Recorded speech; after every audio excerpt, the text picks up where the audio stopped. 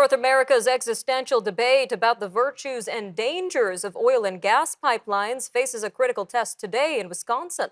A district court judge is hearing arguments about whether or not to shut down Enbridge's Line 5, which is a critical cross-border energy conduit between Canada and the U.S. The Bad River Band of the Lake Superior Chippewa says spring flooding has rendered the risk of a breach on its territory too great to ignore. But Enbridge officials say the band is overstating the risk and derailing efforts to take protective measures. Well, joining us now to help unpack this long-standing dispute is Dr. Heather Exner-Pirot, an energy expert and senior fellow at the Macdonald-Laurier Institute. Dr. Exner-Pirot, welcome back to Forum Daily. Thanks for having me. So what are some of the latest updates you can give us in this case? Yes, so actually the federal court judge did make a ruling in this. So the Bad River Band has been broadly opposed to Line 5. The pipeline does go through its territory. They are located in northern Wisconsin, close to Lake Superior, and they've been involved in a number of lawsuits. Ultimately, what Enbridge is going to do is move the pipeline off of their reservation.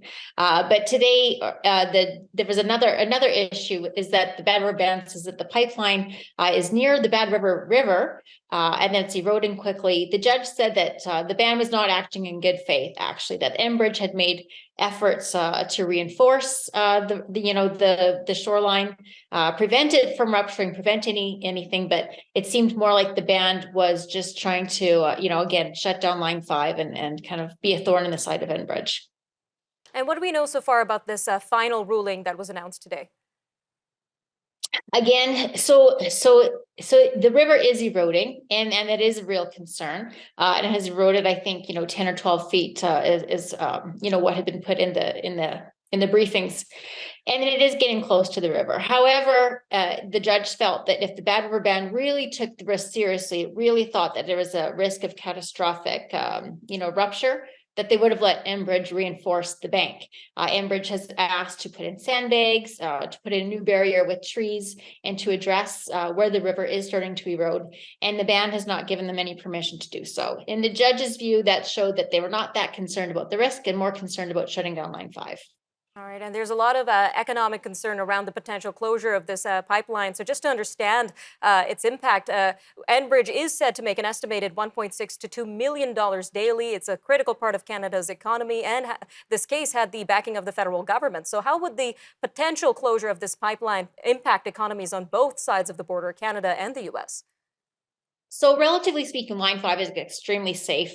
I think in its operation over several decades, there's maybe been, one Olympic pool and a half of spills over decades, and none in recent years.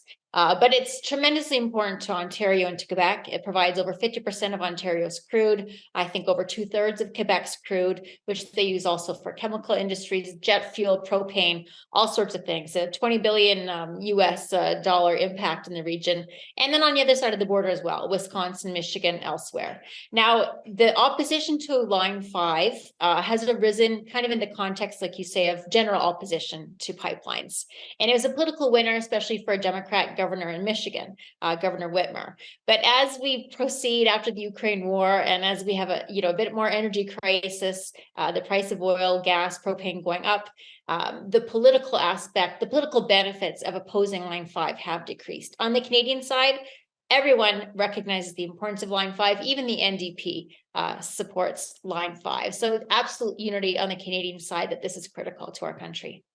So what do you expect to be the next steps following this ruling today, Dr. Pirot? Again, Enbridge is making efforts in good faith to get their portion of the pipeline off the reservation, which is the tribes, either have sovereignty over their land, and that is their right. But Enbridge is making the efforts to do that. It has agreements with all the landowners around the reservation, and is actually also has contracts for upwards of $50 million with Indigenous partners to move that line. And so again, it's a lot of series of concerted environmental opposition to Line 5 in general as a very large pipeline in that area. And this, to me, is one iteration of that. All right, Dr. Exner-Pirot, thank you again for clarifying everything for us today and for your time. Thanks so much for having me.